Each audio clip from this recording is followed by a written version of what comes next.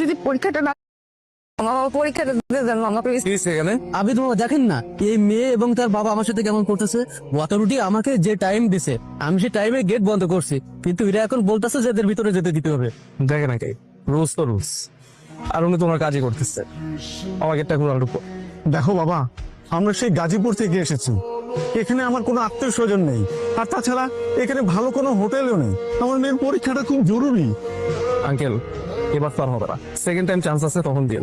আর ভার্সিটির যে অভাব আছে রাখি, এটা ভুলবো না বাবা তুমি। ভাইয়া আমার মা নেই, আমার মায়ের অনেক স্বপ্ন ছিল আমি এই ভার্সিটিতে পড়বো। আমি যদি পরীক্ষাটা না দিতে পারি, এখানে চান্স না পাই, তাহলে আমার মায়ের স্বপ্ন পূরণ হবে না। আমার মায়ের আত্মা কষ্ট পাবে ভাইয়া। মামা গেটটা খুলো। মামা কি বলতেছেন আপনি? এটা খুলতে বসি মামা, আমার কাজিনের ভিতরে দিয়ে আসবো, পরীক্ষা দিবে। এখনই তো কথা বলা শুরু করলেন, 1 সেকেন্ডের ভিতরে কাজিন হয়ে গেল। হ্যাঁ 1 সেকেন্ডে কাজে নিচ্ছে। আঙ্কেল আমি ওকে ভিতরে দিয়ে আসছি, আপনার কোনো সমস্যা নাই তো? না বাবা, আমার কোনো সমস্যা নেই।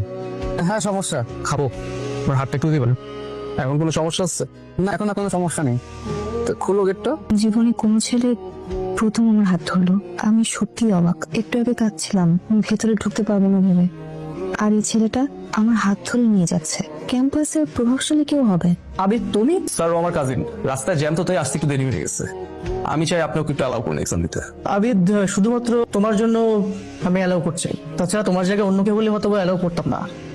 অ্যালাউ করছি তার কারণটা হচ্ছে যে তুমি কলেজ ক্যাম্পাসের টপার, আর একই সাথে ক্যাম্পাসের ছাত্র সংসদের ভিপি। আমি যতটুকু জানি যে তুমি কোনো অনৈতিক কোনো প্রস্তাব নিয়ে কখনো আসোনি। ঠিক আছে, আমি তোমার কাজিনকে অ্যালাউ করছি। তুমি দাঁড়িয়ে আছো কেন? Already 5 minute late.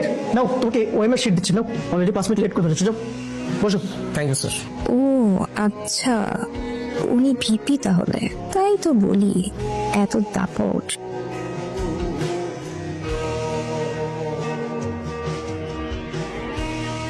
আমি জানি না আমি চান্স পাচ্ছি কিনা, কিন্তু যদি চান্স পাই তাহলে আপনার সাথে আবারও দেখা হবে। ধন্যবাদ দিব, আপনার এই উপকার আমি কখনো ভুলবো না। পরীক্ষা খুব ভালো হয়েছে আলহামদুলিল্লাহ। ইনশাল্লাহ ভালো কিছুই হবে। ইনশাল্লাহ মা, ইনশাল্লাহ তোর পরিশ্রম বৃথা যাবে না। আর ওই ছেলেটা যে তোকে বিপদে সাহায্য করলো, আল্লাহ যেটা তার ভালো করে, ওই ছেলেটার জন্যই হয়তো তোর পরিশ্রম বৃথা যাবে না মা। ইনশাল্লাহ।